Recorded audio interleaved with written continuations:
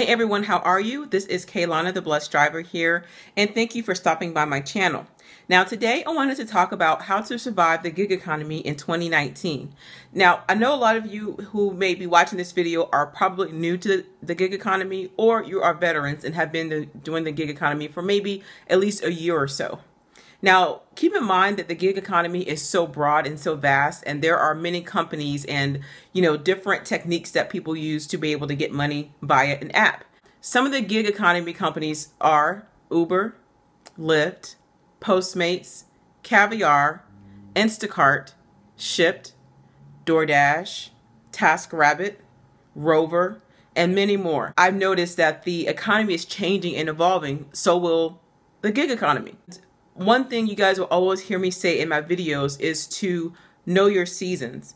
And you have to know when your season is up. You have to know when it's time to move on to get a job or to seek other opportunities.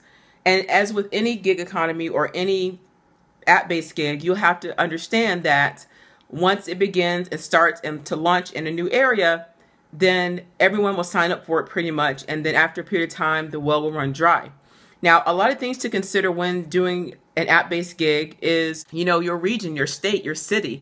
But there are some who may live in the country or may live in a particular area where there's hardly any traffic or the population is very low. But if you are currently new to the gig economy, I would highly suggest that you do your research before you even start to begin. Now, everyone's situation is different. I always will say that as well. Keep in mind that, you might be in the same area as somebody else, but that person may make more money than you. But they may have ways and systems that they use on their own to make money for themselves. Just do your research. Now, keep in mind that everybody's opinions and their thoughts about certain apps and certain companies may not be the same. And some may be positive, some may be negative. But regardless, everyone's posture on the gig economy is different. And so you have to try it for yourself. Now, sometimes the reviews that you see online are valid and you have people showing proof that it is what it is. And as you have seen over the past few years that my videos have been just about my experiences and things that I've seen and things that I'm going through with the app-based gig economy. Your situation also determines, okay, is a gig economy for you? For instance, like your family. Maybe you are a mother or father and you have kids, and so you have to take that into consideration.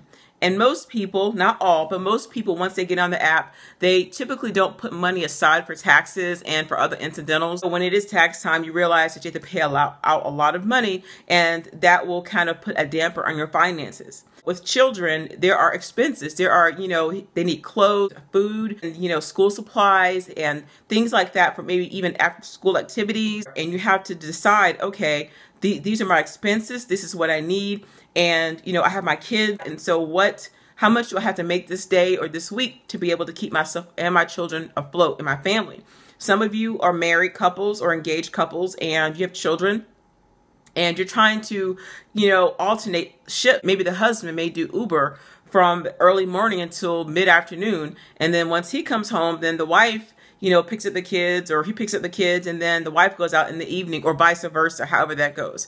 And so there are ways that you guys can kind of make it work if you are in a household where both parents, you guys are working around your children's schedule, because that is something that I did.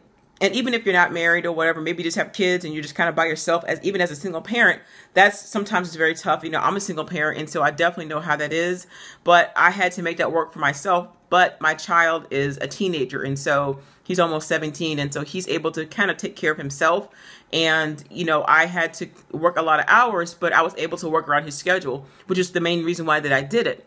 I know for the gig economy, there are people who do it part-time, and that is a very wise decision. However, there are some of you who may actually are looking for a job, and you find out like, hey, there isn't anything in my market. I've been applying to companies. I submitted my resume. I've been doing this, that, and the third, and I cannot seem to find a job. Or maybe you have had a job for a while and you found out that you're either let go or you're fired or they downsized or it wasn't working out, they cut hours, whatever the case may be, and now you're back to doing the gigs again. Don't feel like you're a failure or that you've missed the mark because you're back on doing gigs. It's okay. It just meant that that job wasn't meant for you, or your season was up and it's time to move on. Now, another thing to consider is how much money do you want to make and how long do you plan on doing it? But most who do the gigs really don't have a set plan. They just kind of hop on there and just go with the flow. And when the well runs dry, basically when there aren't enough hours to pick or enough jobs to do or orders coming in, then they start to look for other opportunities. Kind of set a goal and say, hey, this is how long I want to be on it. But I know life happens, and you may have a goal and say, hey, you know, I tried that. I only want to do this for 6 months or a year or whatever the case is. And you find yourself actually on these gigs for 2 or 3 years, and it was totally unexpected. And sometimes unexpected expenses happen, or things may happen in your life where just doing this, it works for you, and that's okay too. The economy changes all the time. And even though most of the companies that we're used to that I mentioned in the beginning of my video, they change. And so you start to notice that the pay may not have been as much as it was before. A lot of us see how much people make on some of them, and then you'll see someone else's income and you're like, well, gosh, you know, why is it that this person makes more than the other? Some of it can be because how much effort that they put into doing it and working the hours. And also it could be their region or where they live, and, you know, is there high traffic? And so everybody's situation is not the same. And what I go through on my end may not be the same as you, but that's one of the reasons why I do my blog. It's just to blog about my experiences. And so just because I might not be okay with something doesn't mean that you shouldn't. I'm just showing it from my perspective. However, and when you are looking into doing different gigs, like I said, the reviews are important, but if you have the majority of people saying the same thing, then those are pretty much red flags. And that's also something I want to say is look for the red flags with some of these companies. You know, most of them always try different tactics to try to hook people, to try to get them involved and try to get them to sign up, especially with referral programs. When you think about it, it is true what they say. When you get more people to sign up for under you, then that brings more people to the market, and that makes a lot of people upset because they feel like, okay, you know, you're adding more people, and we already have the people, we don't need enough. And so, which is why some people don't support referral programs.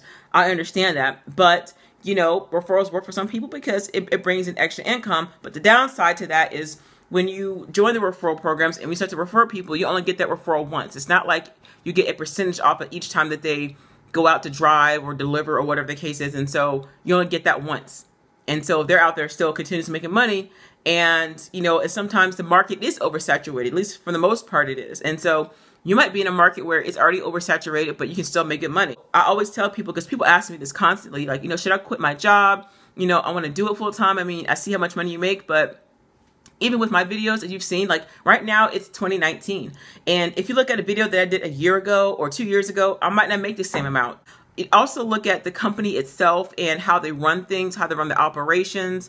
And, you know, guys, and even if some of these companies like Uber and Lyft and DoorDash and Grubhub and all those, even if they may not be doing good now, don't think that there aren't any other companies that may come up.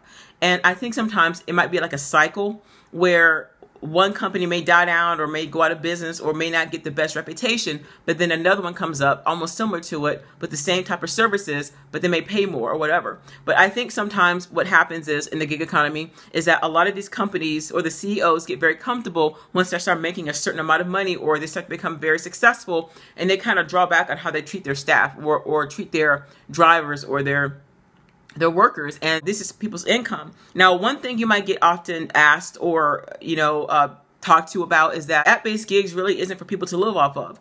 That's kind of a tough thing to really argue with, because the gig economy does work for some people. Some people are actually doing Uber, and they've been doing Uber for years, and it has worked for them. Some of you have been doing Uber for a couple of months or a couple of weeks, and you're like, this doesn't work for me. But what doesn't work for you does not mean that it won't work for somebody else.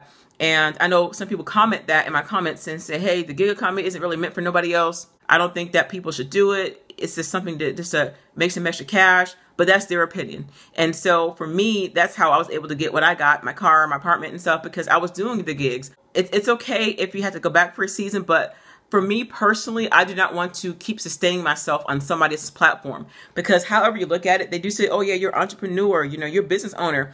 Not really. If you're using someone else's platform, I don't care who it is, you don't own it. You're not the CEO. You are an independent contractor. Now, you can always use your own EIN, employee identification number, or FEIN, whatever you call it, and set up your own entity. But overall, the CEO is a person who controls everything. So you're just using their platform. And that's the reason why they have so much control. To survive this particular industry, I would just say, just try to set a goal.